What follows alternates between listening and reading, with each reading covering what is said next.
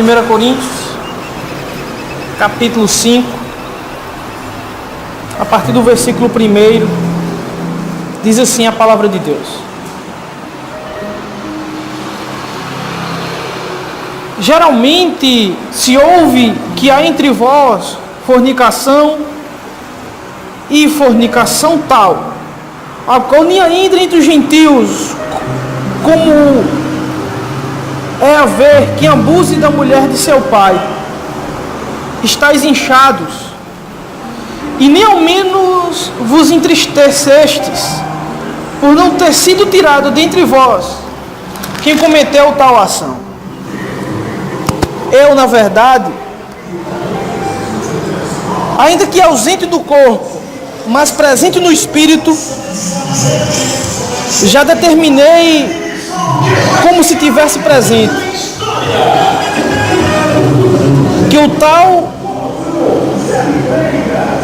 como se estivesse presente, que tal ato praticou, em nome de Jesus Cristo, o nosso Senhor, junto a vós e o meu espírito, pelo poder do nosso Senhor Jesus Cristo, seja entregue a Satanás para a destruição da carne, para que o espírito seja salvo no dia do Senhor. Não é boa a vossa jactância? Não sabeis que um pouco de fermento faz levedar toda a massa?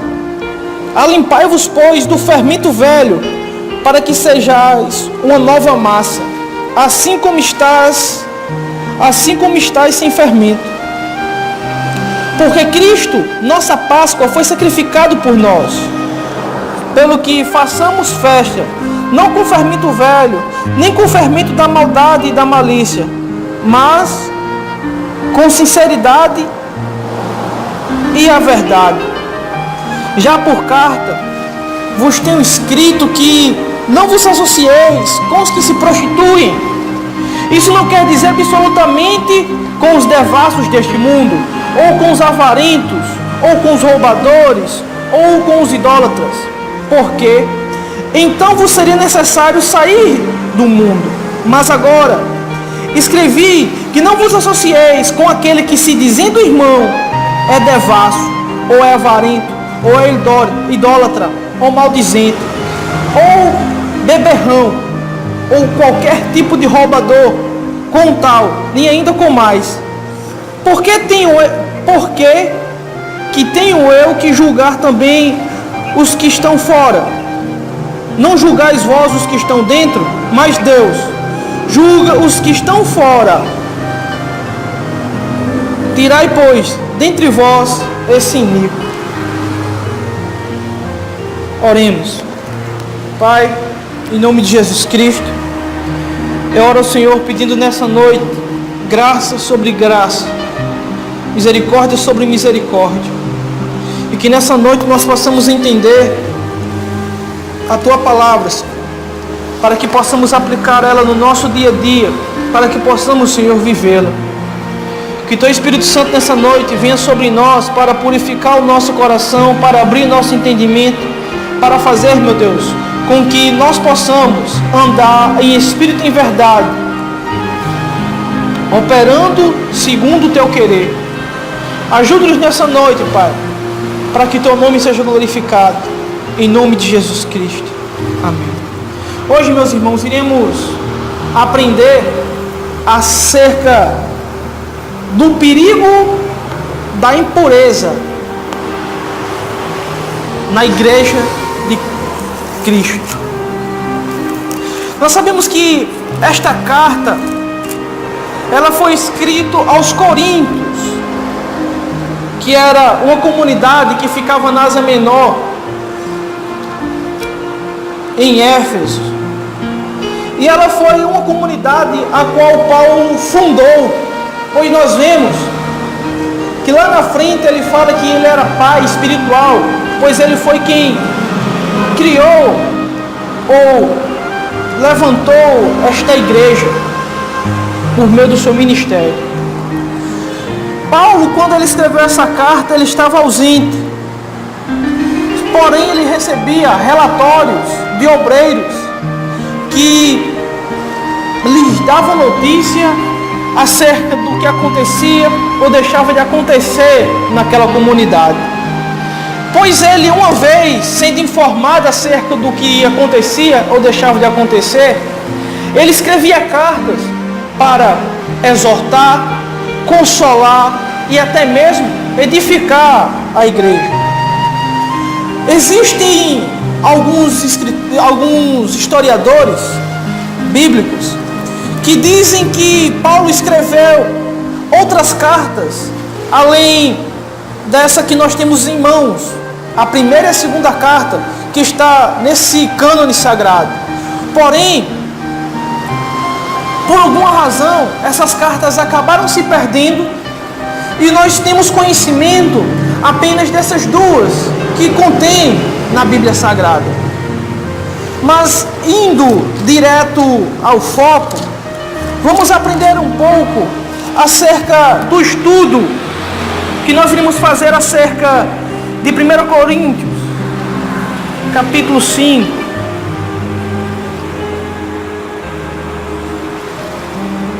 O significado desta carta.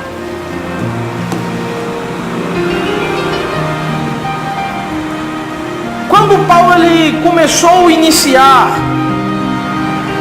ou quando ele deu início ao capítulo 5 de 1 Coríntios, ele havia acabado de escrever o capítulo 4, no qual ele repreendia as divisões que havia dentro da igreja. Amém? A igreja de Corinto, eles eram pessoas que tinham um espírito faccioso. E Paulo repreendeu esse espírito faccioso quando alguns, por algum orgulho, diziam que gostavam de Apolo, outros gostavam mais de Paulo. Porém, Paulo ele fala que nem ele e nem Apolo, eles eram um maior que o outro, mas Cristo era mais importante que os tais, e que eles deveriam apenas ser tidos como os servos, pois um ou outro, ambos trabalhavam para o mesmo Senhor, de modo que um plantava, o outro regava, mas era Deus quem dava o crescimento. No capítulo 4, Paulo ele repreende a infantilidade daquele povo, que apesar deles terem muitos dons do Espírito Santo e ser até mesmo a igreja mais espiritual já relatada na Bíblia, nos livros ou nas cartas que Paulo escreveu, ele tinha algumas coisas contra aquela comunidade. E um desses problemas que Paulo tinha contra aquela comunidade era que aquela comunidade ela era repleta de impurezas. E no capítulo 5, Paulo ele começa a repreender o pecado de fornicação que entrou naquela comunidade. Fornicação essa que ele chega a dizer que era tão abominável, que isso era desprezível até entre os pagãos, pois ele mesmo relata que a fornicação que foi praticada na comunidade de Corinto foi um ato abominável, pois se tratava de um homem que se relacionou sexualmente com a esposa do seu pai, dando a entender que aquela mulher não era mãe biológica, mas era sua madrasta, e que ela possivelmente não era uma cristã, pois ela não menciona ele como uma mulher da comunidade, mas uma mulher pagã, casada com um cristão, e que o filho deste homem acabou cometendo um ato incestuoso, abominável aos olhos do Senhor. Pecado este que é repreendido em Levíticos, capítulo 18, versículo 8, em Deuteronômio 22, e verso 30.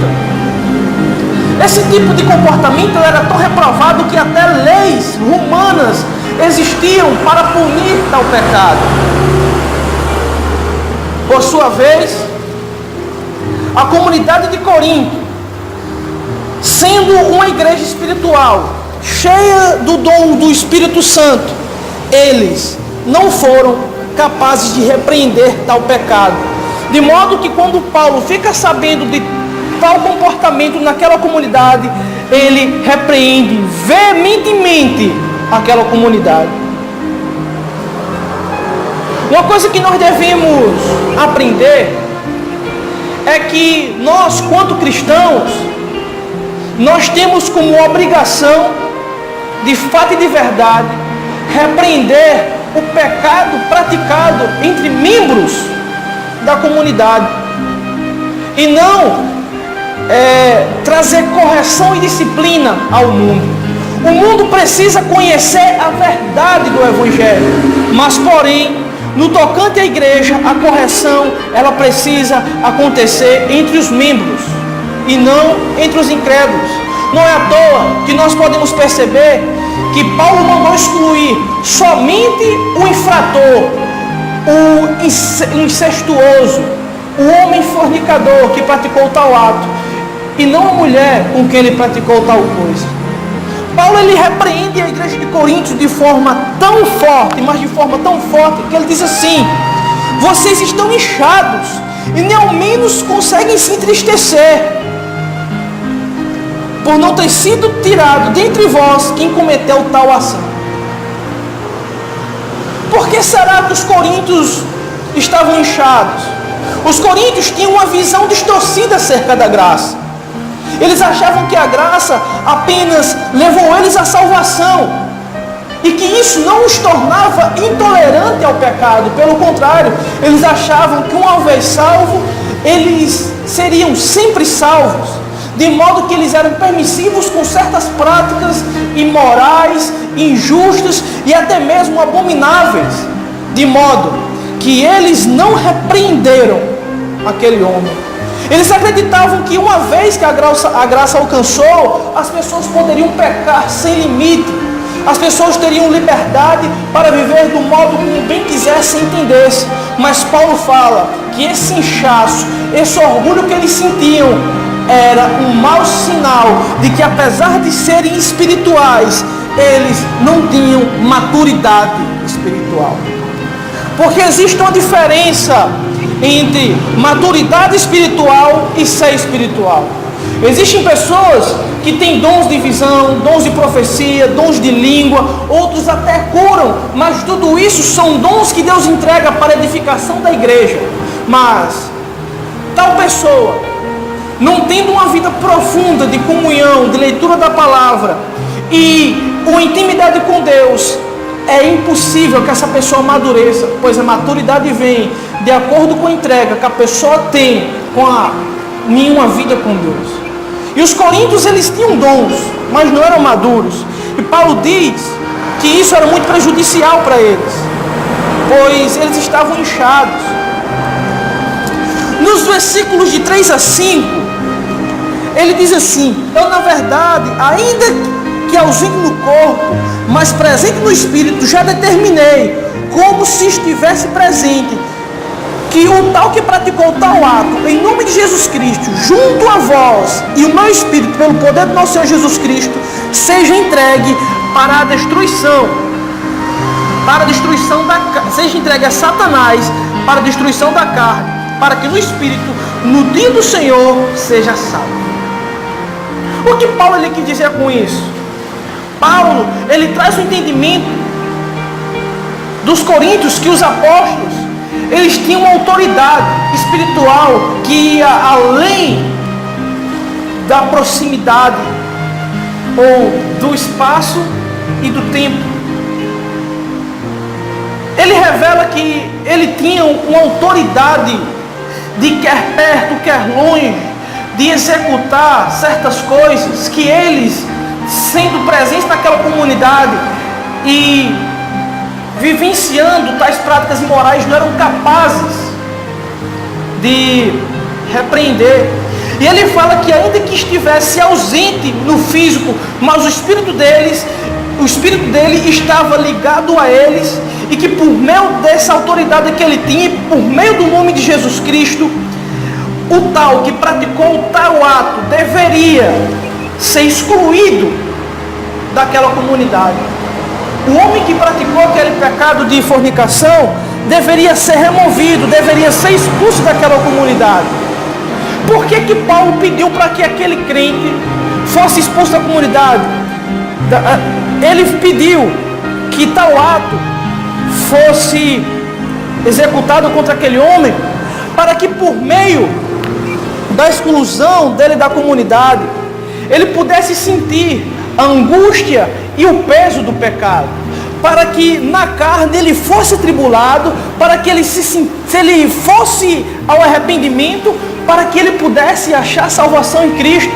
Pois enquanto ele estivesse naquela comunidade e não houvesse uma reprovação, uma repreensão, uma oposição que ele praticou, ele estaria totalmente conformado ao que praticou e não mudaria de atitude. Porém, ele diz: vocês devem entregar este homem a Satanás para a destruição da carne.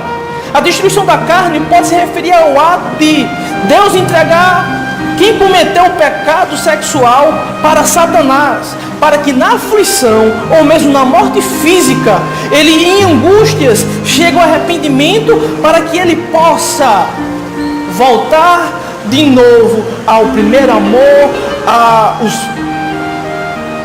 preceitos elementares da fé, e que ele possa ser acolhido de novo na igreja. Pois caso contrário, se ele não fosse repreendido, se ele composto daquela situação, o modo que ele vivia iria fazer com que outros mais fracos praticassem o mesmo pecado, vivessem esse arrependimento e assim contaminasse toda a igreja. O transgressor, após ser excluído da comunidade, estaria em condições ideais para reconhecer o seu erro. Quando ele fosse excluído, ele teria a oportunidade de se arrepender e voltar para a igreja. E toda a disciplina da igreja tem como principal objetivo a restauração. Paulo, ao que parece, ele foi duro e até mesmo sem sentimento quando ele julgou o pecado desse homem. Mas ele julgou o pecado desse homem para que esse homem, após o seu julgamento, ele visse o seu erro, se arrependesse do seu pecado, abraçasse o arrependimento, para que ele pudesse ter uma vida de fato e de verdade nova em Cristo, pois ele tinha praticado esse tal ato por causa que o fermento, o pecado, ainda habitava em seu coração. Uma aplicação prática que nós podemos ter desse texto é que sim, nós podemos estar na igreja, nós podemos frequentar o ambiente cristão, mas ainda assim tem em nosso coração o pecado que nos faz muitas vezes desejar o ilícito, nos leva à queda e nos afasta de Deus. Perceba que esse homem, ele estava em uma igreja que era espiritual, uma igreja que tinha autoridade, uma igreja que tinha todos os dons do Espírito Santo, irmã Ivaneide, os 9 dons do Espírito Santo essa igreja tinha. Mas este homem, ainda que estivesse em meio a essa comunidade, ele ainda não tinha o seu coração totalmente em Cristo. O coração dele ainda tinha um pouco de fermento, e um pouco de fermento, ou seja, um pouco de pecado, contamina todo o corpo e nos leva à queda. Então Paulo, nos versículos 6 e 8 diz assim: não é boa a vossa jactância, não sabeis que um pouco de fermento faz levedar toda a massa? Alimpai-vos do fermento velho, para que sejais uma nova massa, assim como estáis sem fermento. O que Paulo quer dizer com isso? Paulo, ele usa um simbolismo da Páscoa, que Deus instituiu ao seu povo quando eles ainda estavam no Egito. Isso se encontra em Êxodo capítulo 12. Quando os israelitas estavam tirando o fermento de sua casa para se preparar para a festa da Páscoa, a retirada do fermento era para lembrar os israelitas de sua rápida partida do Egito. Ou seja, em outras palavras, a retirada do fermento aqui significa o abandono do pecado para que nós possamos ter encontro com Deus. E isso deve acontecer de forma rápida, uma luta constante, uma luta contínua contra o erro. Devemos sempre estar relutando contra as nossas fraquezas, porque logo em breve sairemos do Egito para nos encontrar com o Santo de Israel. Você está bem, meu amigo? Você está bem? Está tudo bem com você? Está tudo bem com você? Amém, tá bom. A retirada do fermento, eles não tinham tempo suficiente para esperar o pão levedar. Por isso que eles comiam pão sem fermento. A partida deles era imediata. Então, a questão aqui é que um pouco de fermento tem influência sobre aquilo que o contém. O que isso significa?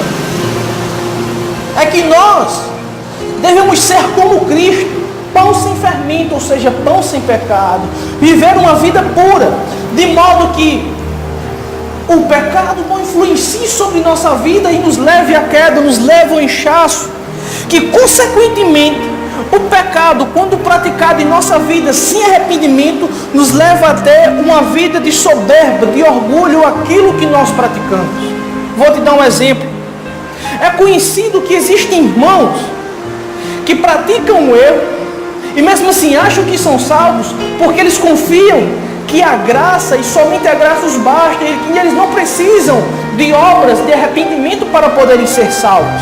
Porém, quando João Batista, após batizar os fariseus e os saduceus e todo o povo que é judeu, ele diz assim: produzis, pois, frutos dignos de arrependimento. Isso significa que após a nossa conversão, após o nosso encontro com Cristo, após a nossa tomada de posição a seguir uma vida justa diante de Deus, nós não podemos mais deixar com que o pecado influencie nossa vida, de modo que nós nos conformemos com o pecado e nos gloriemos do pecado que nós praticamos, pois se nós nos gloriamos do pecado que nós praticamos, isso significa que o pecado tem tanta influência em nós, de modo que a graça, ela deixa de nos alcançar, porque amamos mais o pecado do que uma vida contínua de arrependimento.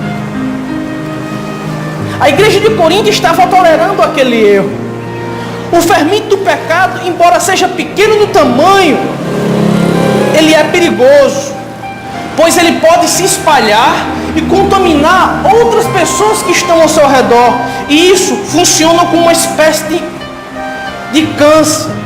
E todo câncer, ele precisa ser arrancado pela raiz, para que firmando suas raízes, ele não alcance outros órgãos e assim os contamine. Então Paulo ele diz: olha, vocês precisam arrancar esse homem daqui, do meio da comunidade, para que os outros, vendo tal coisa, temam e não caiam no mesmo erro. Então, meu irmão, quando você ouve uma palavra dura, quando você ouve uma mensagem de repreensão, quando alguém chega e te diz para você sair daquela situação que pode te impedir de ter uma vida com Deus, nós fazemos isso segundo a recomendação bíblica, para que através da sua fraqueza, da sua queda, você não seja motivo de tropeço para outras pessoas. E esse homem aqui estava sendo motivo de tropeço para uma comunidade inteira, pois eles, vendo prática abominável, não eram capazes de repreender tal erro. E nós vemos hoje que algumas congregações hoje, elas toleram o pecado sexual. A Assembleia de Deus do Brás, ou é Brás, que ela tem ligação com a Madureira, no ano passado, instituiu no seu estatuto a permissividade de pastores divorciados se casarem novamente, quando na verdade a Bíblia proíbe tal ato. Eles abriram brecha no seu estatuto para que pastores que adulteraram, que caíram em pecado, que abandonaram suas esposas, possam se casar com o seu novo cônjuge e ainda assim continuar exercendo o seu chamado pastoral. Mas quando nós vamos à Bíblia, em Mateus 19, 10, a Bíblia fala que aquele que se casa com mulher repudiada comete adultério. O divórcio ele só é permitido em caso de imoralidade sexual, ou seja, quando o indivíduo ele é casado com alguém e ele trai tal pessoa, e ele trai seu cônjuge, ele, na condição de adúltero, ele não pode deixar sua esposa e viver com a nova companheira, pois isso se constitui adultério. Mas a pessoa que foi traída pode sim se casar novamente. Quando nós lemos lá Romanos capítulo 7, a Bíblia fala que, pela lei, a mulher está ligada ao marido enquanto ele está vivo, pois ela, se separando de seu marido e se casando com outro homem, comete adultério. A pessoa só pode casar-se pela segunda vez em caso de traição e em caso de morte do seu cônjuge. De modo que se casar pela segunda vez sem ser por essas duas questões, a pessoa comete pecado e coloca a sua salvação em risco. Paulo ele fala assim em 1 Coríntios capítulo 7. Deixa eu ler aqui para vocês, capítulo 7 de Coríntios, que diz assim: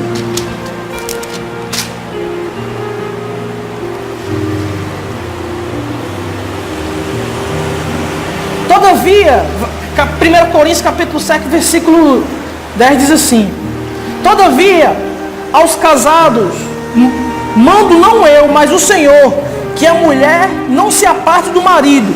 Se, porém, se apartar, fique sem se casar, ou se reconcilie com o marido, e que o marido não deixe sua mulher.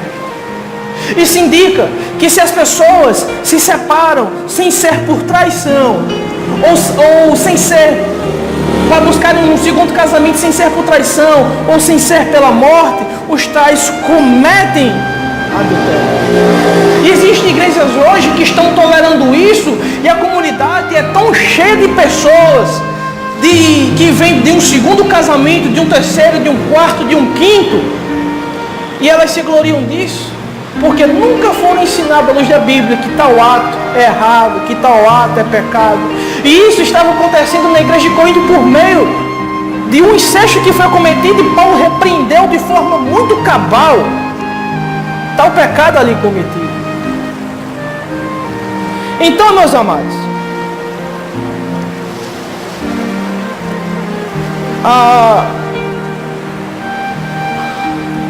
nós precisamos nos limpar de toda e qualquer coisa que seja um tropeço para nós, ou um tropeço para o nosso irmão. Devemos ter uma conduta exemplar, para que através do nosso exemplo glorifiquemos a Cristo, de modo que tudo que há em nós bendiga ao Senhor. Quando Paulo aqui ele usa o pão sem fermento, ele está dizendo que nós não devemos ter hipocrisia em nossa vida, falar uma coisa e praticar outra. Não devemos ter pecado em nossa vida. Aparentemente temos uma vida santa lá fora, aqui dentro da igreja, mas lá fora temos uma vida imoral.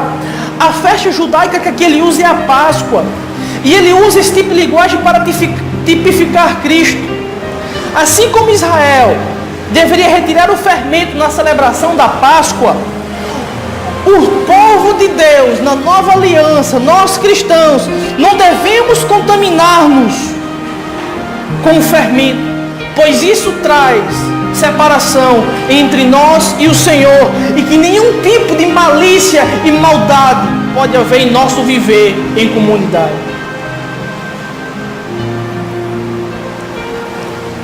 Nos versículos 9 ao 13, Paulo diz assim: já por carta vos tenho escrito que não vos associeis com os que se prostituem. Isso não quer dizer absolutamente com os devassos deste mundo, ou com os avarentos deste mundo, ou com os roubadores, ou com os idólatras, porque então vos faria necessário sair do mundo.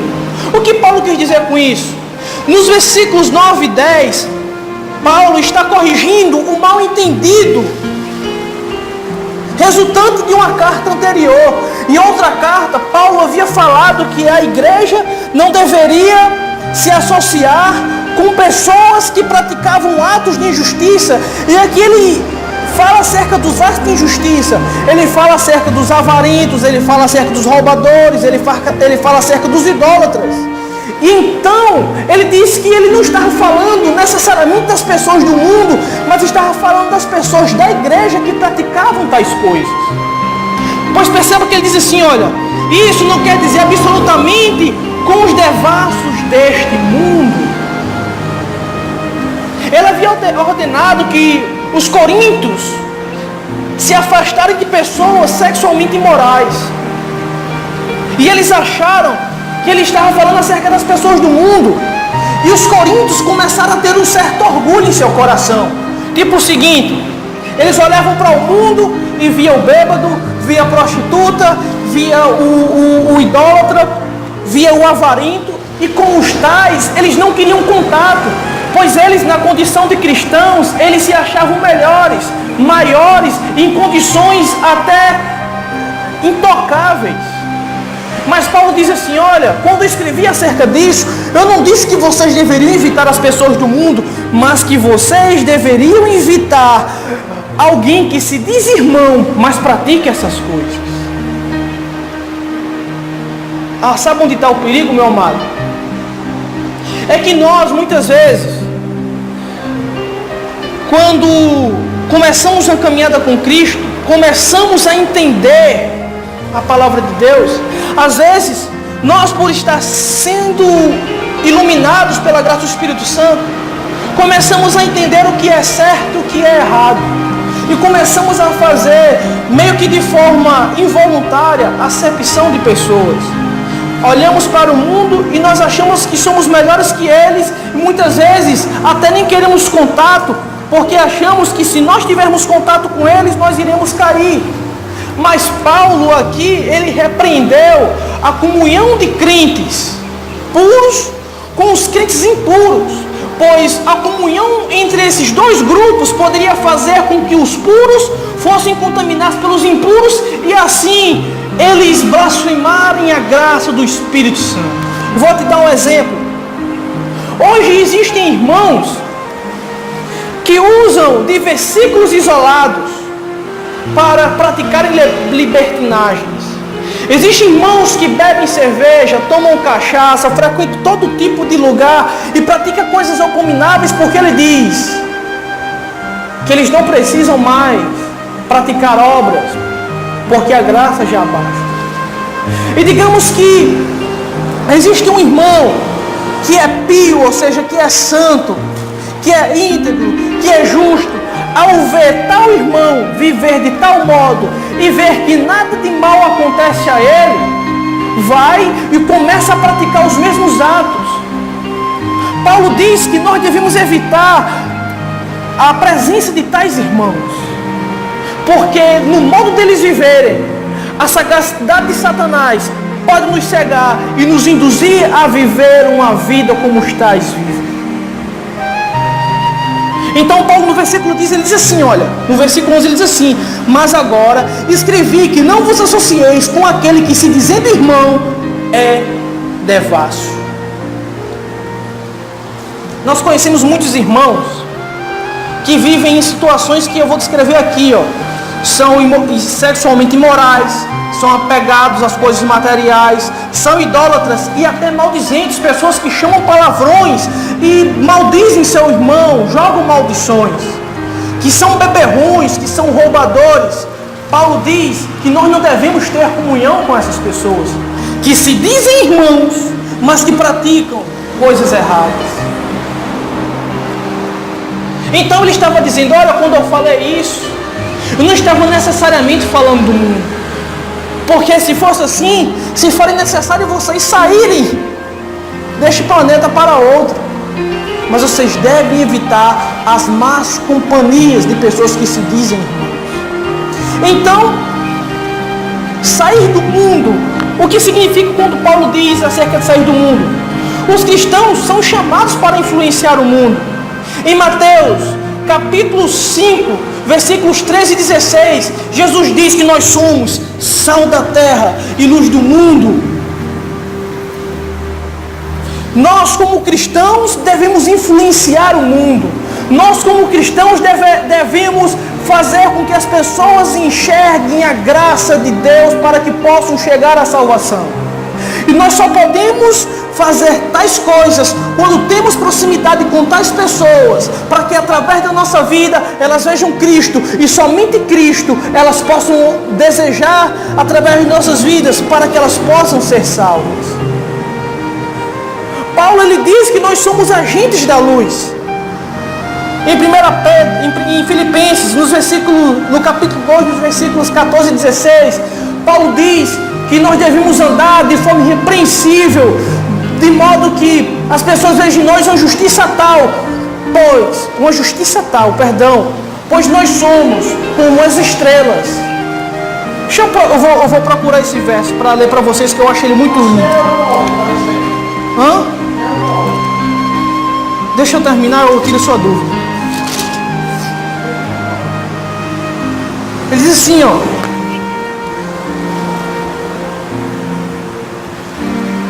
ele diz assim, versículos 14 e 16: fazei todas as coisas sem murmuração, nem contendas, para que sejais irrepreensíveis e sinceros, filhos de Deus inculpáveis, no meio de uma geração corrompida e perversa, entre a qual vocês resplandecem como estrelas no mundo, retendo a palavra da vida, para que no dia de Cristo possa me gloriar de não ter corrido em vão. Paulo, ele diz que através do nosso testemunho nós temos a capacidade de influenciar o mundo, de modo que o mundo chegue à salvação por meio das nossas obras de justiça. Então Paulo, ele diz: se afastem dos falsos crentes, mas através do vosso testemunho conquistem as pessoas do mundo, pois vocês são agentes de luz, criados por Deus para influenciar, para fazer com que esse povo chegue à salvação. Então muitas vezes alguns irmãos, por soberba religiosa, e eu já fui vítima disso. Eu lembro que quando era novo convertido, tinha cabelo vermelho, tinha barba longa, andava, parecia um maloqueiro. As pessoas, elas não queriam contato comigo. Uma vez eu lembro que eu estava evangelizando algumas pessoas em um ponto de ônibus, e alguns irmãos passaram por mim e não falaram comigo, porque eu estava com pessoas que não eram cristãs. E uma irmã falou assim: olha só, aquele que se diz crente está sentado na roda dos escarnecedores. Meu irmão, minha irmã, uma coisa que nós temos que colocar em mente é que nós não iremos ganhar ninguém para Cristo mandando mensagem via fax, mandando apenas mensagens pelo WhatsApp ou mensagem de texto na caixa de entrada de e-mail no celular. Nós precisamos sim ter contato com essas pessoas, para que elas vejam em nós o amor de Cristo e elas creiam que a palavra que nós pregamos é verdade, e elas possam se arrepender dos seus erros e abraçar a salvação. Existem irmãos que dizem: eu não frequento esse ou aquele lugar por causa disso e aquilo. Vou te dar um exemplo. Quais eram os tipos de classe que Jesus mais teve presente diante deles? Publicanos e pecadores. Pessoas que para os religiosos estavam à margem, eles não queriam nem contato. Mas Jesus, sabendo que a hipocrisia da religião afastava as pessoas de Deus, ele fazia sim por onde está perto dessas pessoas, para que por meio da palavra que ele pregava, as pessoas pudessem chegar à salvação e que elas pudessem entender de fato e de verdade a palavra de Deus por meio da vida prática dele. Você perceba que os fariseus levaram uma mulher prostituta para ser apedrejada, e ela devia ser apedrejada, pois ela cometeu um ato de pecado que merecia a morte.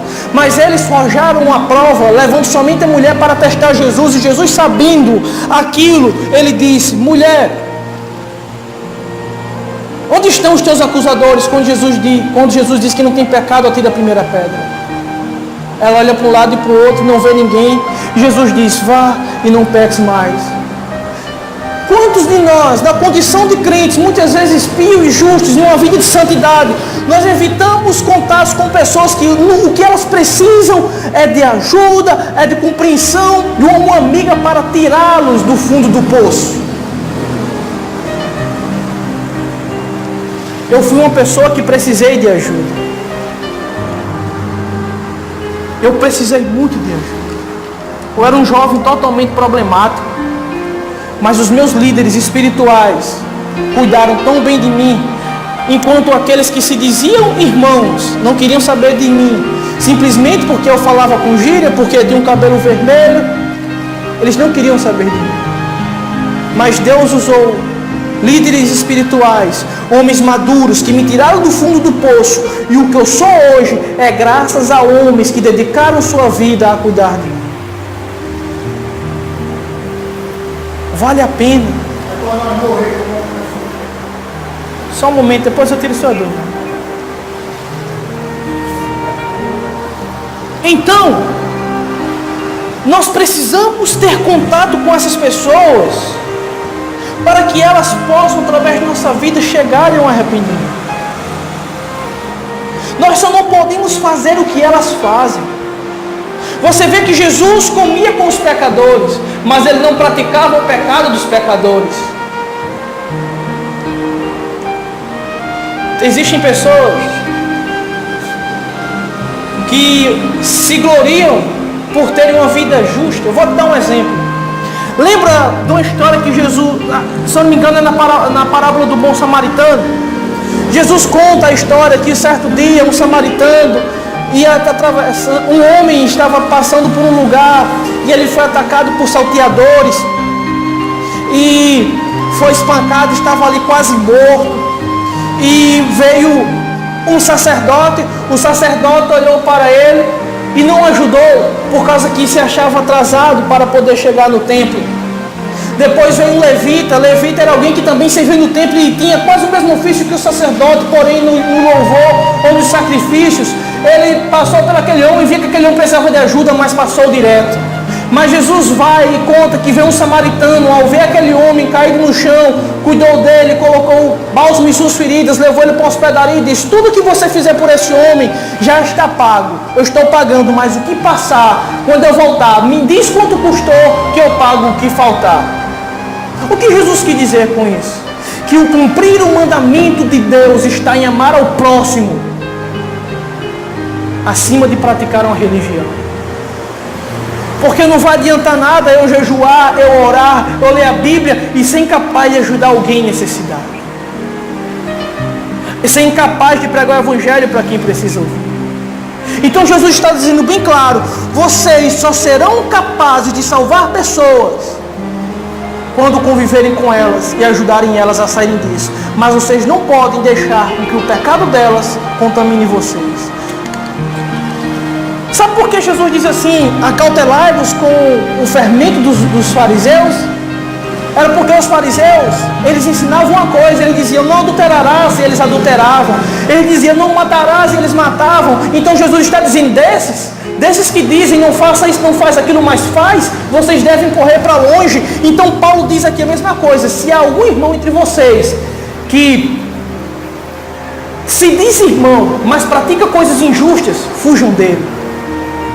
É desses que vocês devem fugir. Mas quanto ao mundo, seja amoroso com as pessoas que precisam de ajuda.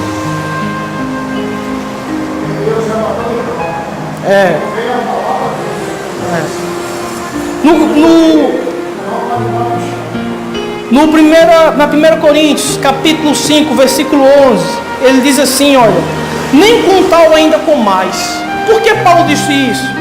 Comer com os outros é uma parte fundamental da comunhão e da proximidade.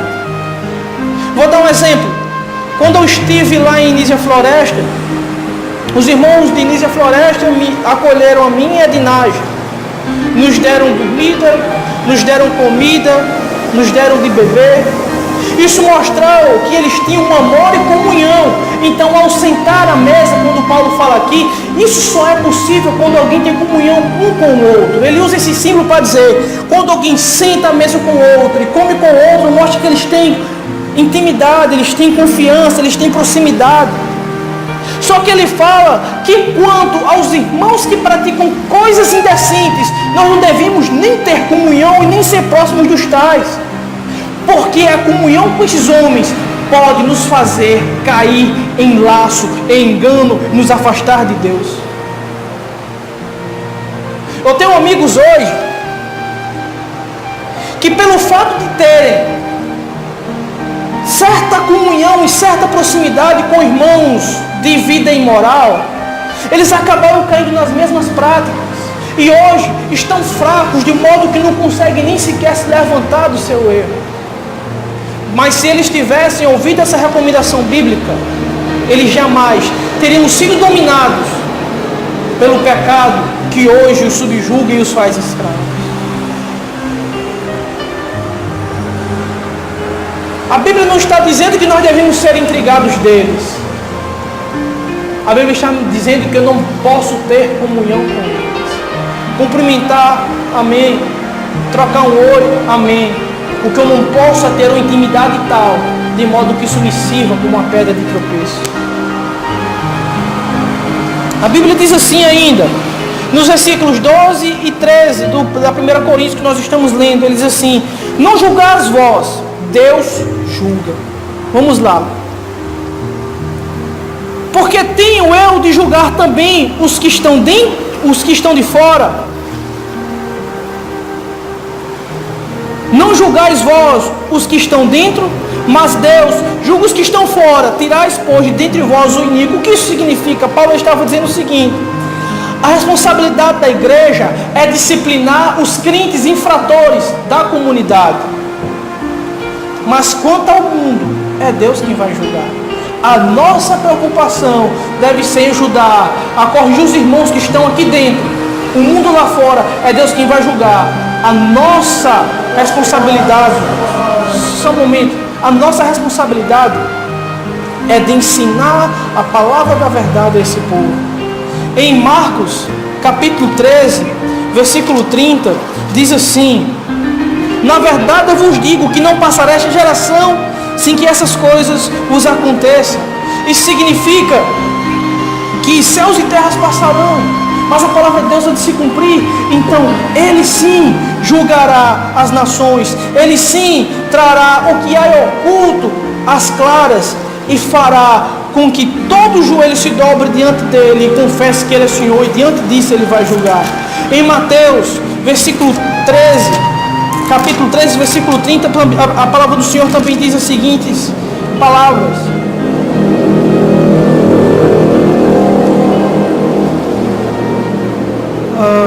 não deixai crescer ambos juntos até a ceifa, e por ocasião da ceifa direi aos ceifeiros: colhei primeiro o joio e atai-o em molhos para queimar, mas o trigo ajuntai-os no celeiro e guardem. Sabe o que isso significa, meu irmão, minha irmã? É Deus quem vai julgar e fazer a separação entre justo e injusto. Nós só devemos fazer a nossa parte. Amém? Espero que os irmãos tenham compreendido o que eu falei aqui. Perdão por falar rápido. Eu falo rápido para que não me prolongue. Mas que os irmãos guardem isso no coração. Não vos associeis com aqueles que estão em desordem, que andam no erro, pois é mais fácil, é muito mais fácil ele olhar para você e dizer: não precisa disso tudo não. Vou dar um exemplo. Digamos que eu mudo meu modo de vestir, mudo meu modo de falar, mudo meu modo de andar e mudo minhas amizades. Os que estão em desordem vão dizer: você não precisa disso tudo não, assim você quer ser mais santo que todo mundo. Sabe por que ele diz isso? Por causa que ele quer massagear o seu ego e tirar a culpa de pecado sobre ele e fazer com que você seja como ele. E se você for na lábia dele, você vai cair e se tornar inimigo de Deus por causa do pecado que pratica. Por isso que ele diz: não vos associeis com os tais, com aqueles que se dizem irmãos, mas praticam injustiça. Vigiemos. Se estamos de pé, nos esforçamos e vigiemos para que não venhamos a cair, pois Jesus está vindo e nós precisamos estar firmes até lá. Amém? Guardem estas palavras em seus corações.